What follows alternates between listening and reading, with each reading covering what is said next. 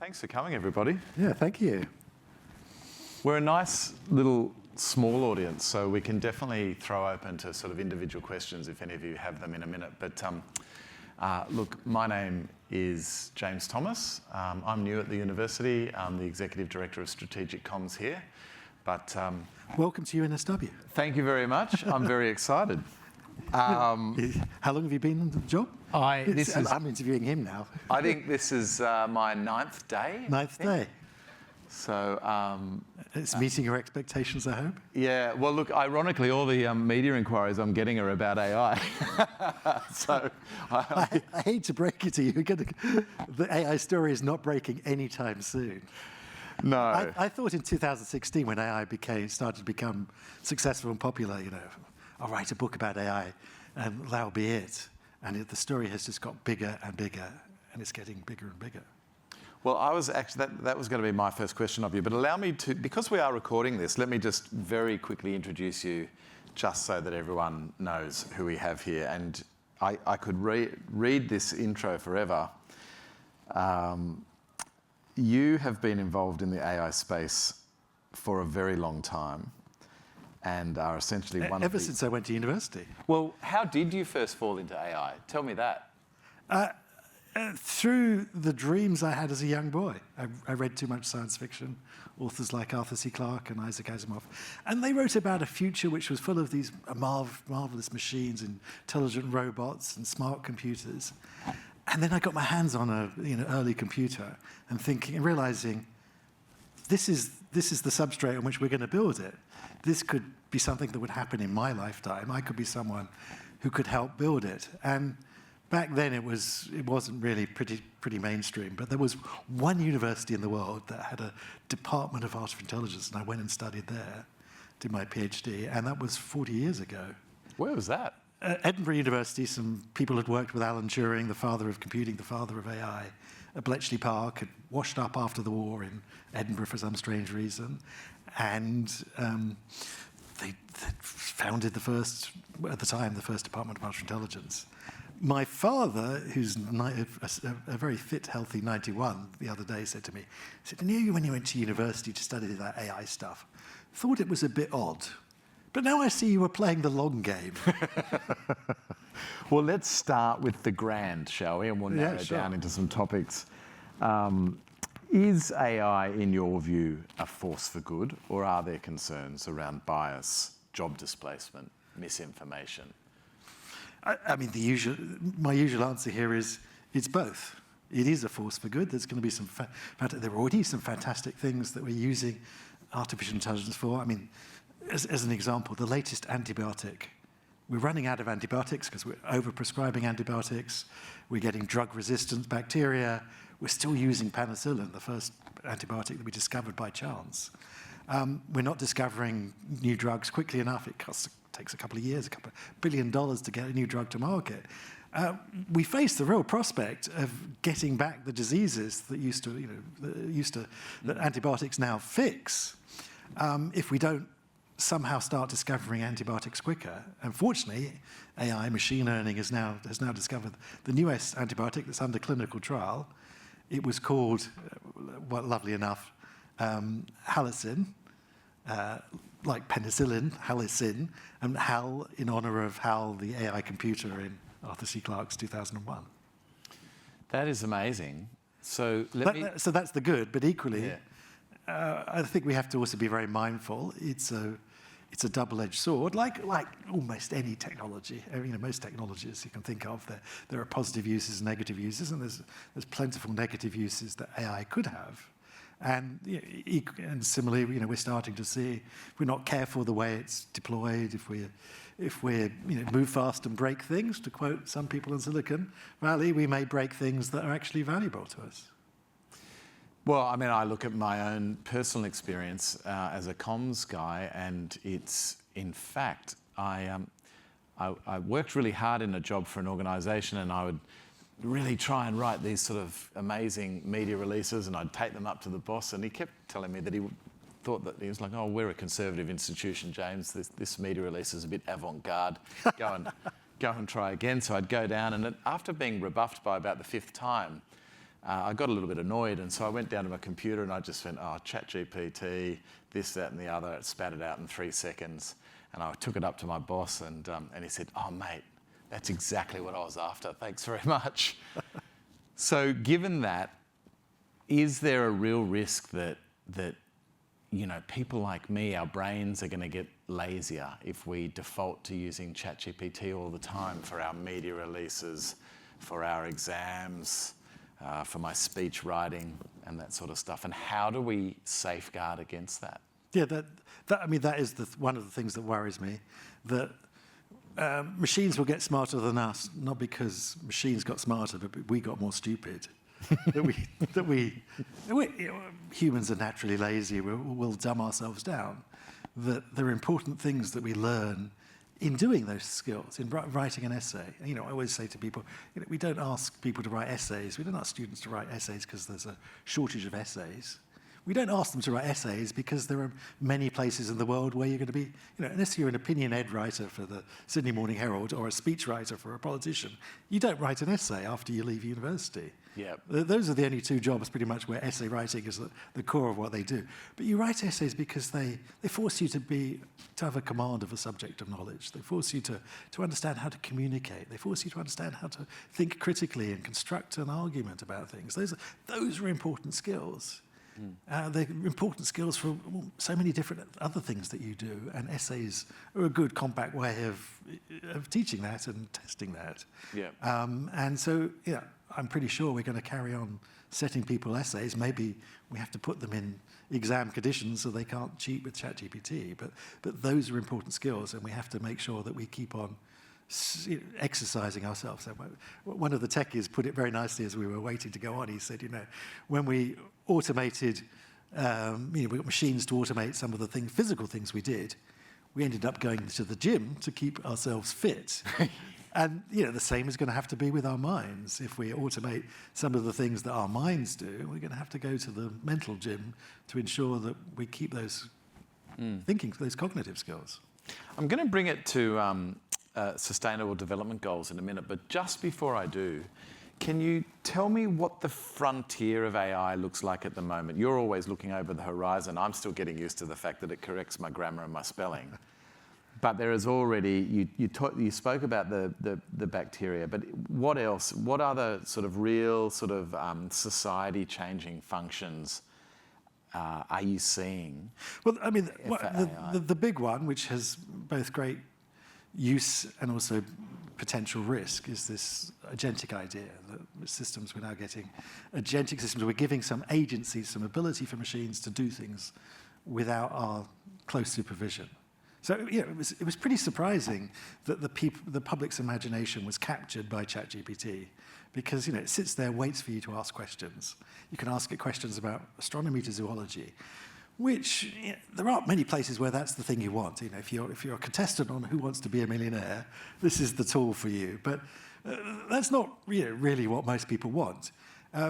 We actually want an AI that can go off and do things for you, and that's this idea of wrapping a layer of agency around the tools, so that you can say, go off and research this topic, and write me a little report and plot some graphs about the trends in this space, or go and research holidays in Corfu, and find me a good one in September.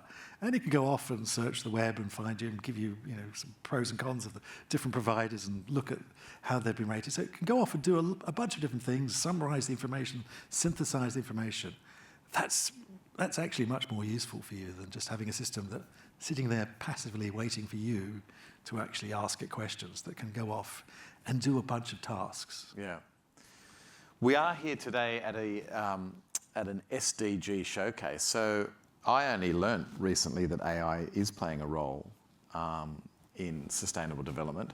Can you explain and expand on that a little bit more, the role that AI is playing in advancing progress towards the United Nations Sustainable Development Goals? Yeah. So, a lot of people are concerned about, for example, the environmental impact of AI, and we can talk about that, but it's also on the other side of the ledger.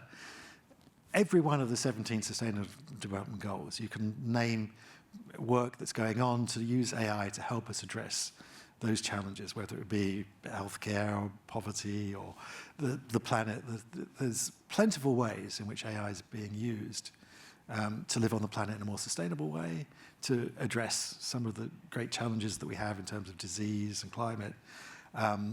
So, I mentioned antibiotics. I mean, we can mention, education is another fantastic, when people ask me what are the positive consequences, providing quality education to everyone. Anyone who's got a device, you can now have the world's best teachers embedded in an app. I was telling you the story earlier about how, I was driving the car the other day and my daughter was in the back revising for a French test, and suddenly she's being asked questions in French and she's replying in French. She's got a perfect revision aid, a perfect French tutor who speaks French and understands French, who she can practice with. And I thought, oh my God, I am just so jealous. Yeah. When I had to learn French, and I was terrible at French, I didn't have, a French tutor I could talk to just before my exam.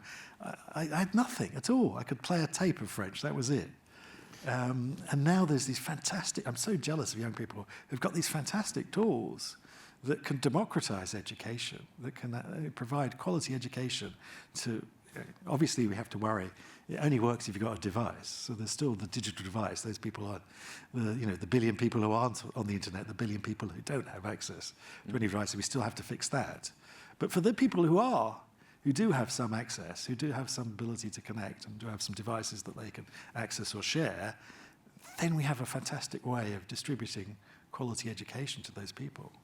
So earlier this year, you attended NATO's 50th birthday summit in The Hague. You were participating as a commissioner and met a lot of people. I'm very curious to know who are the biggest names that you met to speak about this, and what are their hopes, aspirations, and fears for the use of AI? I mean, this is a cautionary tale in the sense that this is NATO, so it's all about defence, it's all about military side. Oh, is this where you tell me it's all top secret and you can't? No, you can't expand on the use of AI for drones to neutralise certain parties. But this is one use that I've been very, very vocal about, which is how AI is going to transform the nature of warfare and how we have to make careful choices as to. There are ways that it will actually improve how militaries go about their operations, and will actually save lives, will actually make it easier for us to, prepare for war and so on. But equally, there are ways that it will severely change in a negative way the terrible thing that we do when we go to war.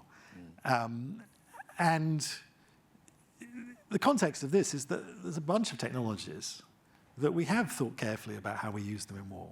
Chemical weapons, biological weapons, blinding lasers, cluster munitions. Actually, there's a host of technologies where we thought, yes, there's some things we could do with those, but actually we will find that will make warfare a more terrible thing.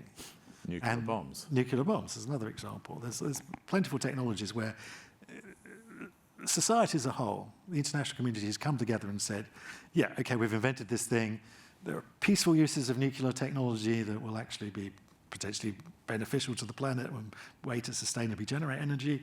Equally, there's this terrible horror that if we allow what happened in Hiroshima and Nagasaki to happen again, the potential of those, and we've taken precautions about that. And those conversations are now happening about AI because it's going to, as much as nuclear war, it's been called the third revolution in warfare. The first revolution being the invention of gunpowder by the Chinese that transformed the way that we could fight war. The second revolution, another step change in how we could fight war, was the invention of nuclear weapons.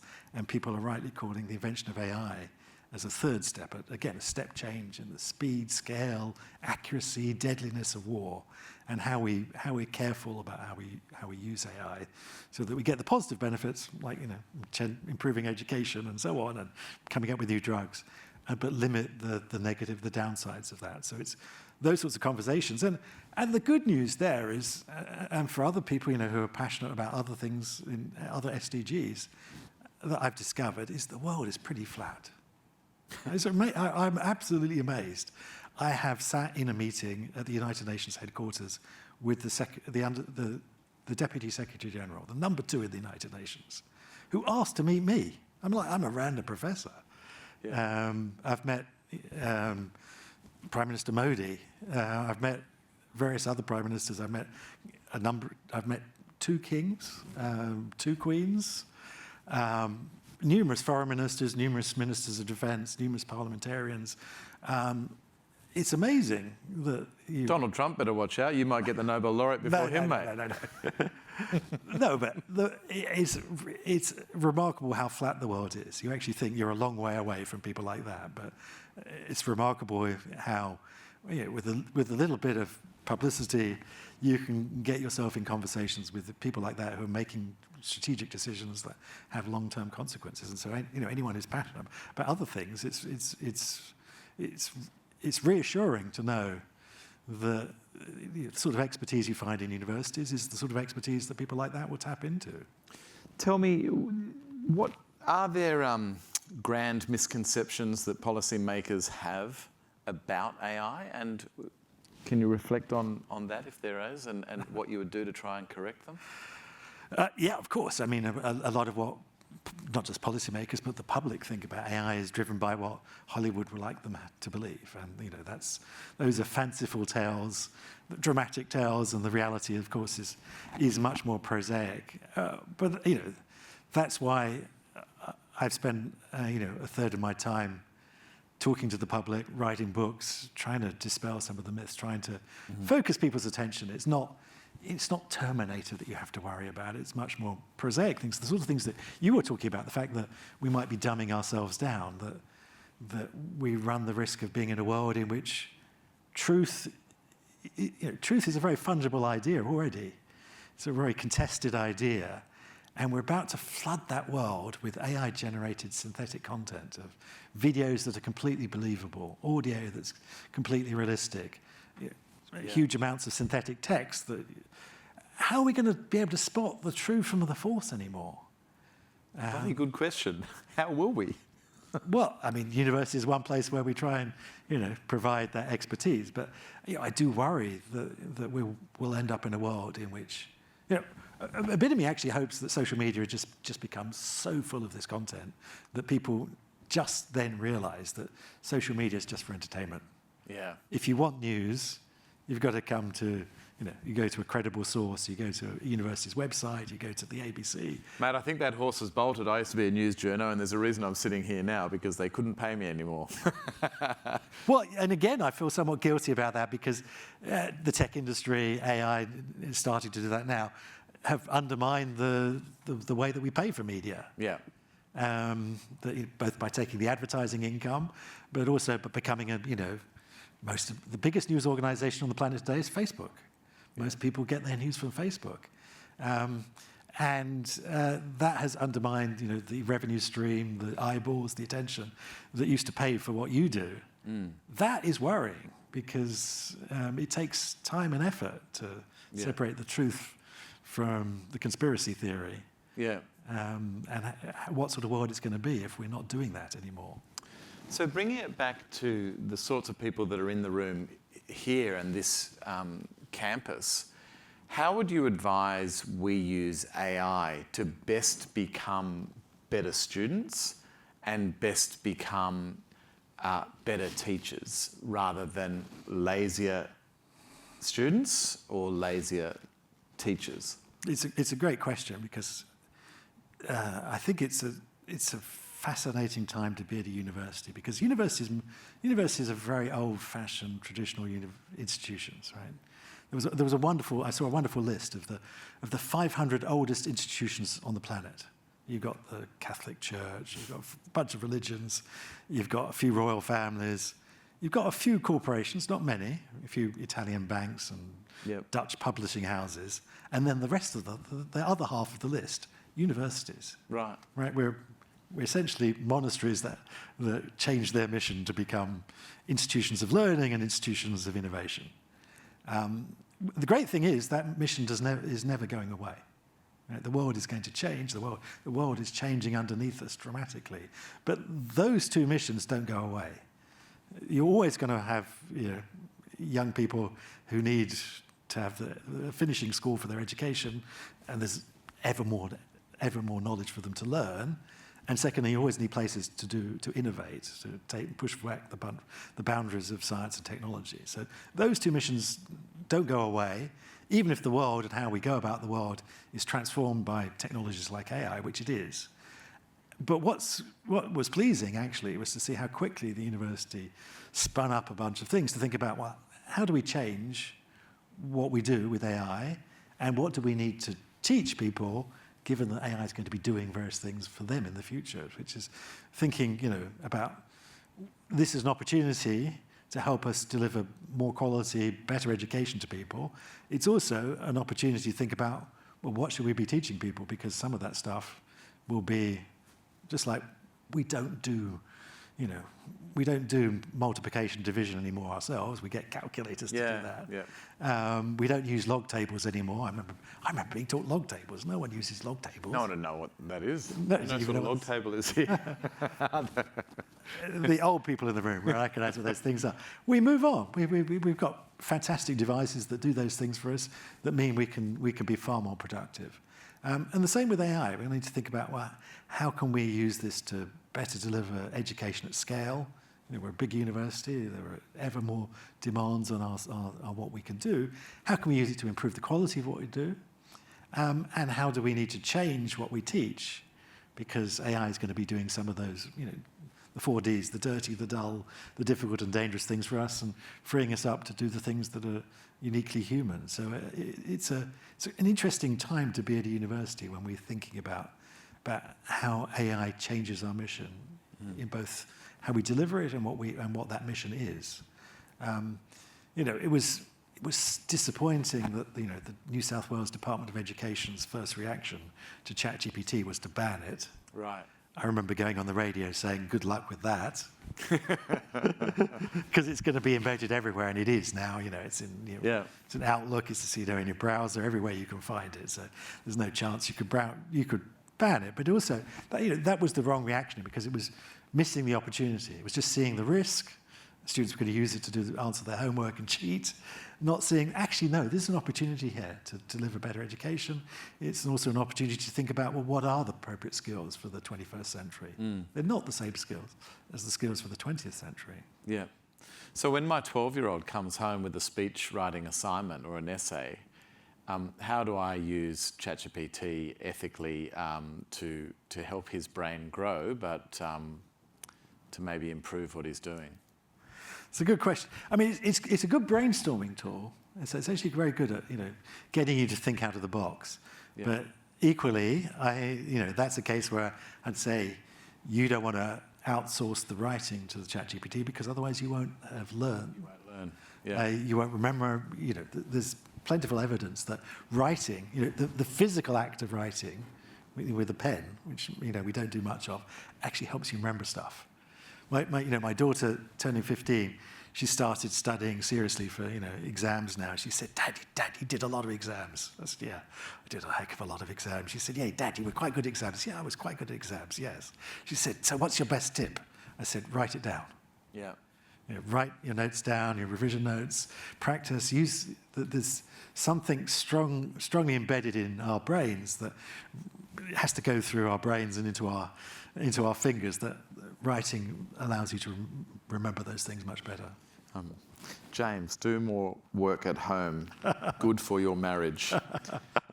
Tell me, we've got a really bespoke little crowd here, so I think it would be a waste for me to use my ChatGPT generated questions when there are a bunch of brains here that probably have pertinent questions. And I think we've got a real privilege in having one of the foremost thinkers on AI in the world with us. So would anyone be brave enough to venture something that's on their mind, what they'd like? And please wait for the microphone, because it's being recorded so we can hear. Yeah, we've got a microphone and we are recording, so this will sort of go around. And hopefully the fact that we said we're recording doesn't put you off asking questions. Yeah. You won't be identified if you don't want to be. Does anyone have a particular question? We've got one over here. Thank you, both of you. Very interesting to hear you talk, Toby. I'm from the disability space, so a lot of our academic researchers use AI as the case study. So AI in disability when it goes wrong. things that happen, just like the robo NDIS, the impact that that has on people's lived experience, and how they're cut out of decision making through AI. So I'm curious to hear your thoughts about AI and disability, if there's anything positive, or should we just continue working on our kind of crisis management, risk aversion work that we are working on? I love the question. Thank you for that. So that's a fantastic question. Because, again, it throws up the double-edged sword of AI. So when you look at it, many of the things that AI is starting to do are the things that would actually help people with disability be full active citizens in our world. So those people who can't hear very well, it's a fantastic tool for hearing for you. Those people who can't see very well, it's a fantastic tool for seeing the world for you. So if you think of almost any disability, and you think, well, how can we address that? How can we stop those people being disadvantaged in life? AI is often there's an AI that possibly could help you do that. So that's the opportunity. The problem is that doesn't happen by chance. And that has to happen by design. Why is it that we have taxes for disabled people? And taxes for disabled people cost the same money as taxes for able-bodied people, is because we regulated for it. We had to say there has to be a certain percentage of taxes that are available, because as a society we decided that was a fair go. We wanted, and all of us pay a little tax on our taxi fares, which supports the fact that there are taxes for disabled people. We have to do the same with our technology and insisting that it be made accessible and that is a tax. Maybe it's going to cost the tech company a bit more money to develop it and put in those facilities that allow people who have limited vision to be able to use this tool. Because if we don't do anything, they'll cater to the biggest market, the cheapest market, which is the rest of us, and will not cater for disabled people and miss the opportunity that we have. That is a fantastic opportunity to actually make everyone's lives better. So I think there's quite a bit of political advocacy that we have to do to lobby to say, actually, here's a technology that could make things better.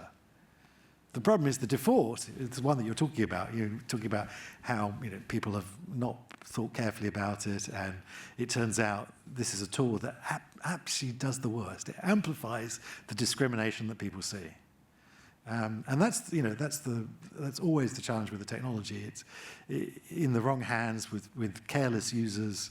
It will actually widen inequities that we see within our society. It won't narrow them.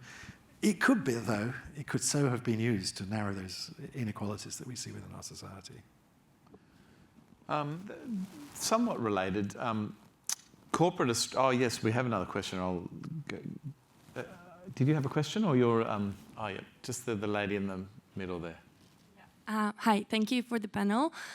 So we know that the AI negatively impacts the environment. You also briefly mentioned that. So I'm curious what steps are currently being made to make it more sustainable, like at the infrastructure or like the policy level? Great. I'm wonderful that question came up as well, because lots of people are rightly worried about the environmental footprint that AI is having, the electricity that's being, large amounts of electricity being used it, and other environmental impacts, the amount of water that's being used to cool those data centers, and so on. And people, we should be really mindful of the way that we're impacting the planet, and AI is one of them. We need to keep it in perspective. So the biggest data center provider, the biggest provider of the cloud on the planet is Amazon Web Services, AWS. And there's been a bit of controversy recently about how, for example, they report their environmental footprint, for example, their water usage. But actually, if you look into the numbers, Amazon Web Services, AWS, uses a tenth of the water that Amazon does. So actually, the real culprit to destroying the planet is your parcels that you're getting next day. That's not the ordering of them. The cost to the planet of having that convenience, right? All of that infrastructure, the warehouses, the flying it around the planet, all of that has got 10 times the footprint of all of the compute that is used to run Netflix and everything else. So if we're being mindful of how we're destroying the planet, we should perhaps be focusing our attention on some of those other things. It's the carbon footprint of computing AI is relatively modest. It's about 2% of global energy. Global energy is a fifth of global electricity. Global energy is 20% of global energy is electricity, so it's less than 1% at the moment of all of the global energy we use goes to computing. I mean, that's still 1%. It's not. I mean, it's not like agriculture or aviation or the transport industry or the construction industry, which are, agriculture. Did I mention agriculture? Those are the biggies that produce most of our carbon footprint. It's 1%. It's getting bigger. We have to be mindful of that. 1% of global emissions, is that? Yes. Yeah, right. So equivalent to what Australia puts out. Yes, it's a small country, like Australia. We can't keep doing that, and we can't let it get much bigger. But equally, you've got to think about, most of the providers now are using and promising to use renewable energy. Again, you've got to look this in perspective, which is that if the AWS becomes, as it promises to be, completely recyclable energy, well, has that taken recyclable energy away from other people? Yeah. Because there's only a limited amount of recyclable energy. So we can't just say, well, they're a good citizen because most of the cloud providers now are running on renewables. But have we got enough renewables full stop? There's a significant research effort, though, to reduce the amount of energy used by AI. To give you some numbers, ChatGPT costs $30 million to train. $30 million of electricity, quite a chunk of electricity to train. Some colleagues at the University of California built a ChatGPT clone for $300 worth of Amazon Web Service credits. Oh. Now that we know you can do it, we can look at doing it more efficiently. That's a 10 to the 5 reduction. Because ultimately, we don't want to do it with $300 worth of Amazon Web Service credits. We want to do it on your phone, which is with 10 watts of power. Yeah. You want AI that runs on everyone's phone. Everyone has their own AI. It runs on their phone. So the target we're going for, and it's the same as this, the human brain, that's 20 watts of power. So we know intelligence is actually quite efficient. It doesn't need huge amounts of energy. We've got to get to there, but the place that we'll get to will be a good one for the planet. Yeah. Equally, another point is the water usage. All that energy is creating lots of heat. We need to cool the data centers, and people are very rightly concerned about the amount of water being used by data centers and by AI data centers. Water that will be better used by humans for drinking or farming, and they're very right to be worried about that. But again, that's not an insurmountable problem. You can build what's called a closed cycle cooling system. You don't have to use the water up. It's just cooling. You don't have to evaporate it and lose it. You can build it in a closed cycle cooling system. You can build a data center that doesn't use any water at all. Is water zero. And indeed, Microsoft have promised that every data center that they build in the future will be water zero. We've got to hold them to that promise, right? They're moving faster and trying to keep up with everyone. They won't necessarily keep up to that promise unless we hold them to it. And because it costs them a bit more money to build a closed cycle data center, it costs them a bit more money to run a closed cycle data center. So they won't do it unless we insist they do it. But there's no technical reason why we need to use any water at all. But we have to lobby them, vote with our feet, make sure when we the university is pretty good at doing this. When we sign up for things, we sign up for electricity, sign up for the electricity that's produced in a sustainable way. Similarly with when we sign up with AI providers, we need to ask those leading questions like, are you doing this in a sustainable way? Are your data centers water zero or not? And if they're not, we find someone who does. Before we go to the next question, I've just got a pop question. Have you met Sam Altman? And what is he like? And have you been to his house? No, I haven't met Sam Altman. I've met Elon Musk. Oh, okay. Well, I'll raise you an Elon Musk. That's just as impressive. Quite an interesting guy. So he's an interesting guy. That's the understatement of the century. He's a fantastic engineer, but I have to say he doesn't know much about AI. Is that right? Because all of his cars are essentially driven by AI, aren't they? They are, yeah. I mean, he's hired some really good people. Yeah. He knows how to hire good people. Yeah. So I mean, I have respect for the things he's been able to achieve and his first principle thinking. What was the manner in which you met him? Was it a dinner party or? It was an AI conference. Yeah. Okay. But he's a bit mad as well. Yeah, confusing character to talk to. Yeah, I mean, yes. I mean, the problem is, just between you, me, and the audience here. The problem is, Elon, if you are tuning into UNSW podcast. I'd add here. The problem is, if you're a billionaire, and he's the richest man on the planet at the moment, if you're a billionaire, you get no feedback from the planet. No one says you're wrong.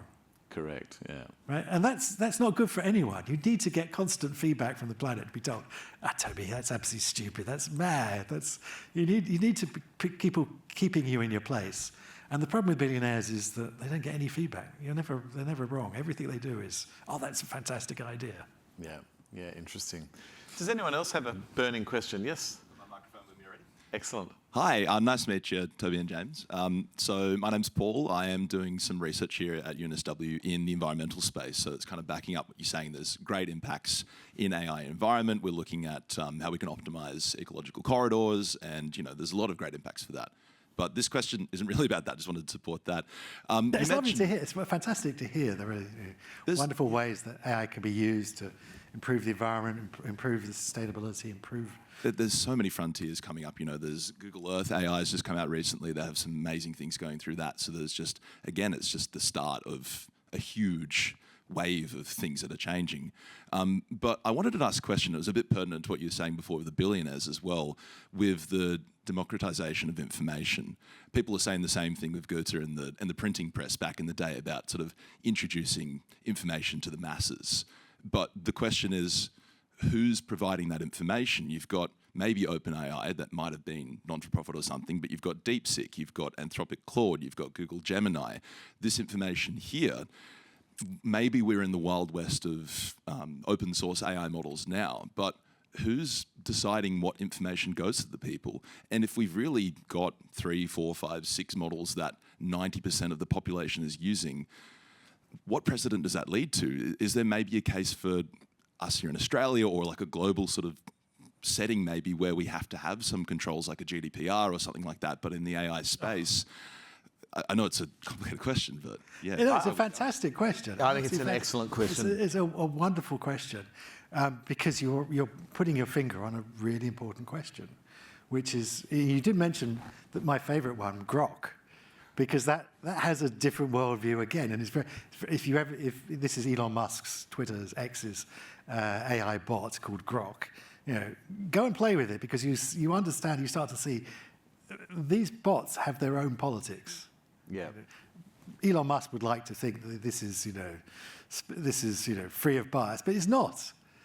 Language, the words we use, the words we don't use, language is political. There's no way around that. And the bots have their own politics. ChatGPT is slightly left of center. Grok is quite libertarian in many respects, and it's advocacy for freedom of speech and freedom of thought, and anti-wokeness and so on. But those are all political choices. And the problem, and you put your finger on it, the problem is that the world that we're starting to see is the world that's filtered through AI. The news that you see is news that's written by AI. You type in search queries to Google, people mostly just read the AI overview. And it really does moralize. Yes. If you go onto ChatGPT and try and take it down some sort of immoral pathway or highly politically contentious topic, I've noticed it sanitizes the answers. But those were design choices in the way it was made. Yeah. That it would treat those topics in a particular way, And Grok was, made completely the opposite choices. They made completely the opposite choices to many of those decisions. But I say to people, you realize at the end of the day, we're going to choose our AI bots like we choose our newspapers, because they speak the way that we see the world. But it is worrying to think that that the world we will see, the world we will read, and also the world that we will see and hear is the world that's being chosen for us by the AI algorithms, the world that is being generated for us by the AI algorithms, the text that's being generated, the videos, everything is going to be filtered through this AI, and those are all making choices. And that's why universities will continue to have an important role to be able to remind people about some of this is grounded in truth.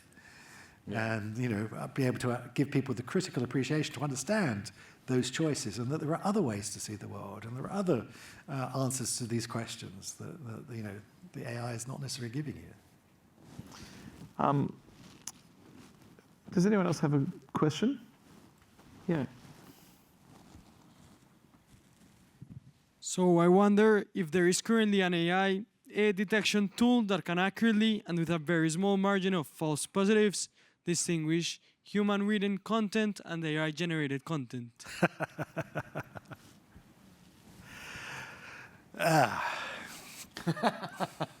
You've stumped him. No. There are tools that claim that they can do that. The problem is that there's not a rich enough signal, right, in language, because there is not enough sort of bandwidth in the signal to be able to be, certainly if you're making strong decisions, right? If you're accusing someone of plagiarism, for example, you say, well, you're accusing someone of academic misconduct because they've not written something, they've used an AI tool. Those are incredibly strong claims to be made based upon what, at the end of the day, can only ever be statistical, right? We can say, with some probability, but never 100% probability, that, well, the language, the choice of words, is not the same as a native speaker of English. I mean, troubling things, for example, I'm a native speaker of English. I have the privilege of speaking in my own language. If you're not a native speaker of English, quite naturally, your vocabulary tends to be smaller. Therefore, the word frequency you have is more focused on those words. In fact, your word frequency is closer to the bots. Right.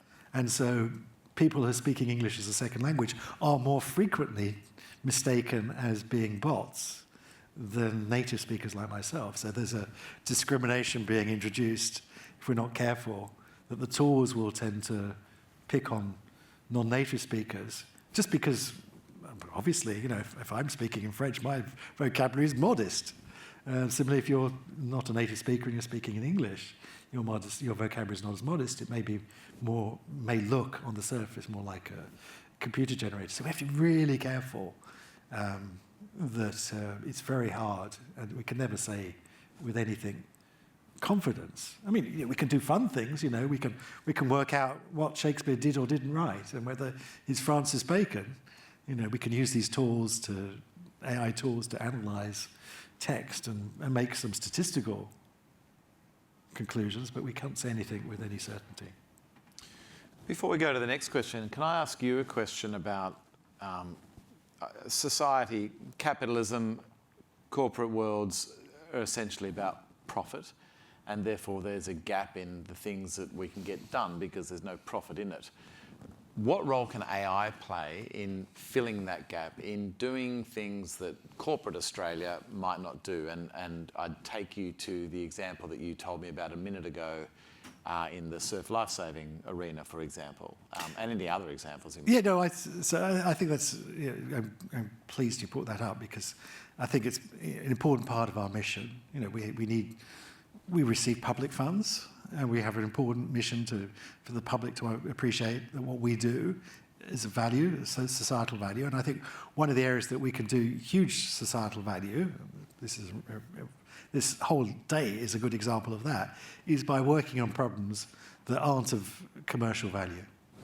And, I now choose the AI problems I work on Because the ones that are commercial value, they're going to be solved by commerce. Yeah. There's money in that. We don't have to spend our time solving those problems. So as you mentioned, an example, an interesting project I've got going with some people around the university. It's a wonderful example of how a university brings in expertise of a wide group sort of expertise that can be used to tackle a problem. It's a problem with Surf Lifesaving Australia, with some oceanographers who understand riptides. And the problem is that lots of people drown in Australia. There's a drowning, unfortunately more than one drowning a week. We've got more beaches than almost anywhere else. We actually have some of the most dangerous beaches. This is a geographical fact I discovered from the oceanographers, which is the continental shelf in Australia is sharper than the continental shelf in Europe and the US. So more energy from waves arrives at the beach. Therefore, the rip tides, that energy has to go somewhere. The rip tides are stronger.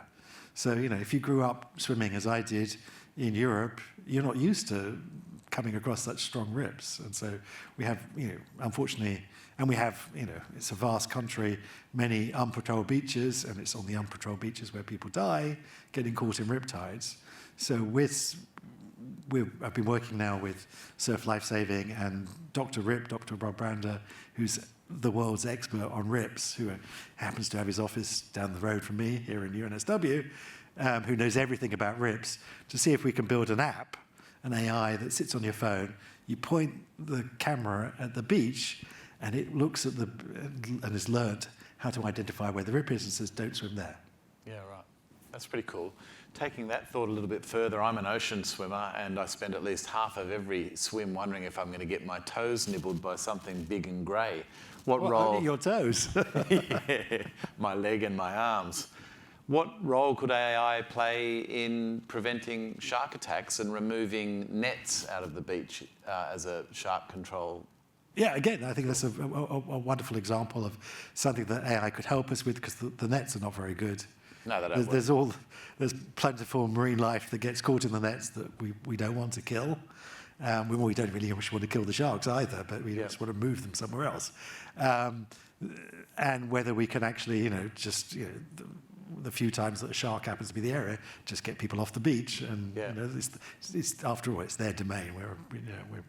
We can occasionally go in when they're not there. So whether we can use AI on drones to detect them, or possibly underwater, use underwater sensors to detect sharks and set off the alarm. I think there's plentiful opportunities that we could use AI to help us better manage that. Fantastic. We are getting close to the end of the session, so let's get a couple more questions if there are. Yes, you, sir. There's been a lot of talk about sort of the end goal of AI being used to accelerate scientific discovery and research. How do you see that playing out, and is that something you've started to see as an academic?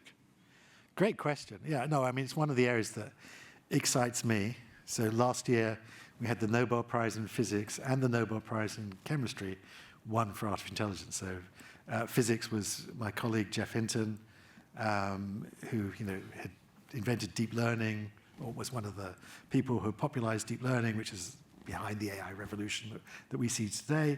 And then in chemistry, we had AlphaFold, Demis Hassabis and colleagues who understand the shape of the molecules of proteins, the molecules of life. Built this protein folding program that essentially solved one of the great outstanding problems in biology, which to understand how the biochemistry works, you have to understand the shape of. We're all painfully aware of how shape determines form.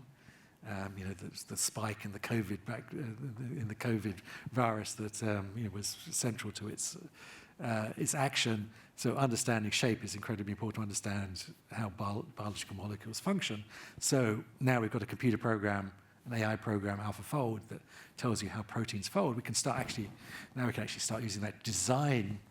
We're now using that as not just to predict the shape, but actually to build molecules with particular shapes which have particular function. So that is going to absolutely transform drug design, our understanding of biochemistry.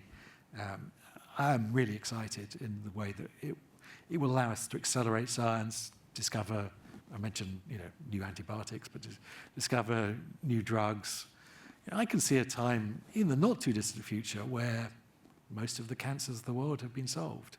And just to, we've got a few minutes, I just want to give you one illustrative example of what's already happened. So researchers have taken the UK gene bank. So 500,000 people in the UK have had their gene sequenced. It's now quite cheap to do, $200 to sequence your gene, right?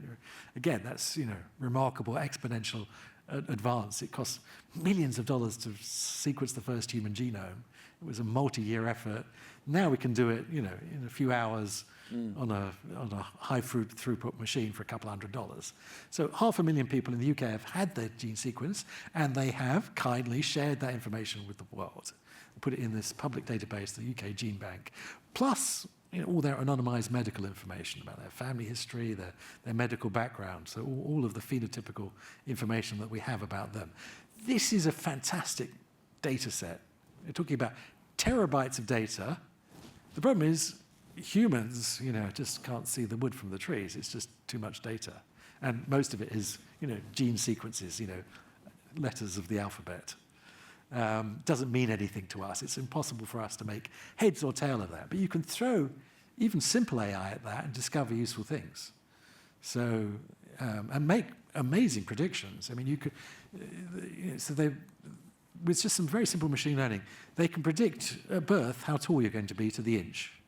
I mean, that's not medically very interesting. I mean, it tells you whether you can be a basketball player or not, but you can tell, important things. I mean, you can tell your eye color, your hair color, all of that stuff, which, there's complex genes involved in making those. But for example, they've discovered one of the genes responsible for bowel cancer. There's a genetic propensity for bowel cancer. It's the third most deadly cancer, mostly treatable. But sadly, by the nature of bowel cancer, by the time you notice you've got it, unfortunately, it's too late. If you'd noticed it earlier, it would have been treatable. But now we have a genetic test. We can say that, obviously, genetics is not destiny. There are environmental triggers. We don't know what those environmental triggers are. I hope AI will help us discover what those environmental triggers are. But even before we know what those environmental triggers are, we now know what the genetic markers are. So we can say at an early age, before you've got bowel cancer, you need to have an annual test. You need to have the blood test that tests whether you've got any of the proteins associated with bowel cancer, so that we can catch it at an early enough stage that we can cure it. And no one needs to die an early death from bowel cancer. We haven't solved bowel cancer, but we've made it essentially not a problem that needs to afflict us anymore. Well, before I bid you farewell, can I just suggest that ChatGPT still has some way to go before it takes my job, because it is addicted to those long dashes, which yes. they're a bit of a giveaway. Yeah, so. Top tip for anyone in the audience, which is if you don't want people to think you're using ChatGPT, don't use the long dashes. I can see the headline tomorrow. Toby Walsh teaches student cohort how to do it properly. How not to be caught cheating. Yeah, exactly. Great. So while you were talking, I punched into ChatGPT. Give me a 30-second thank you to Toby Walsh. Let's see how accurate it was and how pertinent it is to you. Thank you, Professor Toby Walsh, for your outstanding keynote and for generously sharing your profound expertise in AI ethics, regulation and governance. From your pioneering work at ARC Centre of Excellence for Automated Decision-Making in Society to your leadership in shaping public policy and international AI frameworks, your contribution helps define how society can align innovation with human values. Your insights today, drawing on cutting-edge research and real-world application, have provoked, inspired, and equipped us to tackle the challenges ahead. On behalf of our conference team, our sponsors, not sure who they are, and all here today, thank you for your time, your scholarship, and your unwavering dedication to building a better, safer AI future. Please join me in thanking Professor Toby Walsh. It was pretty good. It's okay. What did it get wrong? Well, the giveaway, so I'll give another tip about how not to be caught cheating. The giveaway is ChatGPT likes giving you lists of 3. There's 3 adjectives, 3 adverbs. It's a rhetorical trick, actually. I mean, it used to be a good orator would use punchy lists of 3. There's a nice poetry to that. But it's a giveaway for using. Yes, all right. Well, I'll try not to use it too much. Thanks very much for coming along, and do watch it again several times so we get some nice metrics for our comms team. But yeah, no, really appreciate it. Thank you. Thank you. Thank you very much. Welcome.